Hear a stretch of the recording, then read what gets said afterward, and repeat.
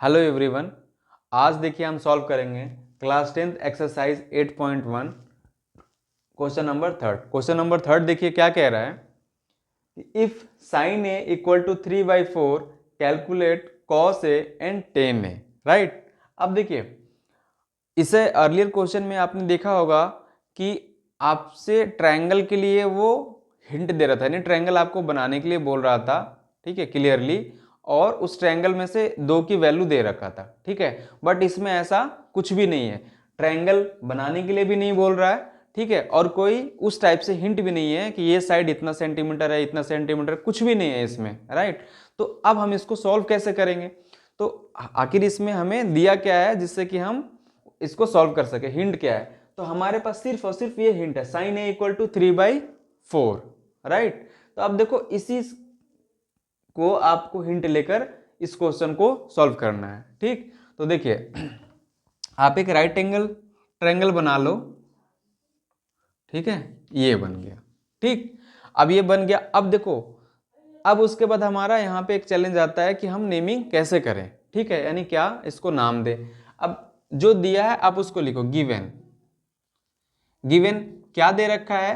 Sign A equal to 3/4, ये दे रखा है ना।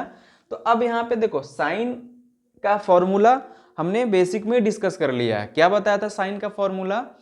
कि साइन इक्वल टू क्या होता है? परपेंडिकुलर अपॉन हाइपोटेनस, ठीक है। तो उसी से आप कंपेयर कर लो। साइन ए इसको आपने लिख दिया परपेंडिकुलर ऊपर वाले को, और नीचे वाले को हाइपोटेनस।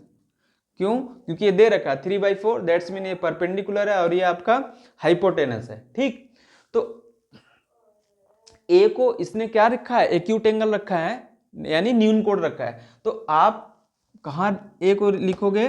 यहाँ पे लिखोगे, ठीक है। क्योंकि आप जब यहाँ पे ए लिखोगे तभी उस केस में आप यहाँ पे बता सकते हो, अदरवाइज आप यहाँ भी लिख सकते हो लेकिन यहाँ नहीं लिख सकते, ठीक है। और इस यहाँ पे लिखने के बाद थोड़ा सा सॉल्यूशन में अंडरस्टैंडिंग में थोड़ा इजी होता है as compare to we right acute angle at this portion. Understand? तो देखो आप ए हो गया आपका, अब बी और यहाँ पे सी। क्लियर? अब देखो अब सॉल्व कर लो। देखो परपेंडिकुलर और हाइपोटेनस, तो इस जो हिंट दिया है उसके बेसिस पे परपेंडिकुलर आपका कौन हुआ? ये पोर्शन, ये, यानी कि ये हो गया आपका 3, और हाइपोटेनस यानी ये हो गया आपका 4। क्लियर? अब देखो यहाँ पे लिखो बाई पाइथागोरस थ्योरम। राइट।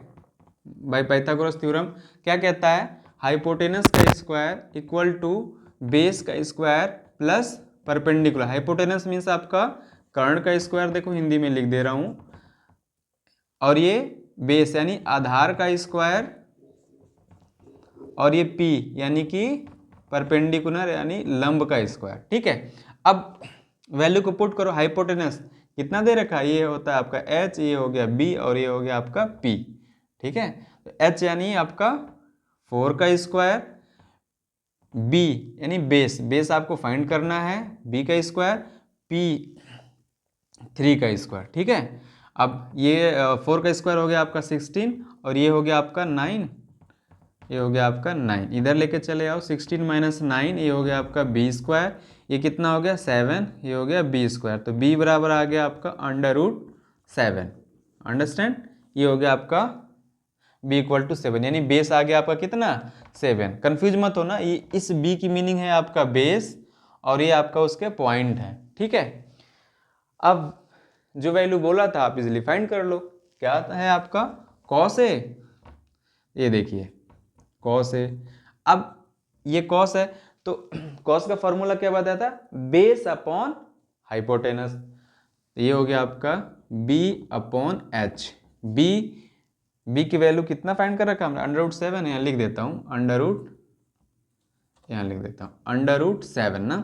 तो अब यहाँ पे लिख लो आप कितना? √7 अपॉन 4। ये हो गया कॉस ए, ठीक है। अब उसके बाद 10a। 10a क्या? परपेंडिकुलर अपॉन बेस, यानी कि 3/√7। ठीक ठीक है। अच्छा, इसका फॉर्मूला नहीं लिखा, तो देखिए इसका फॉर्मूला है आपका, क्या है फॉर्मूला, P/B। ठीक, तो P यानी परपेंडिकुलर यानी 3, यानी B मीन्स base√7। ठीक है।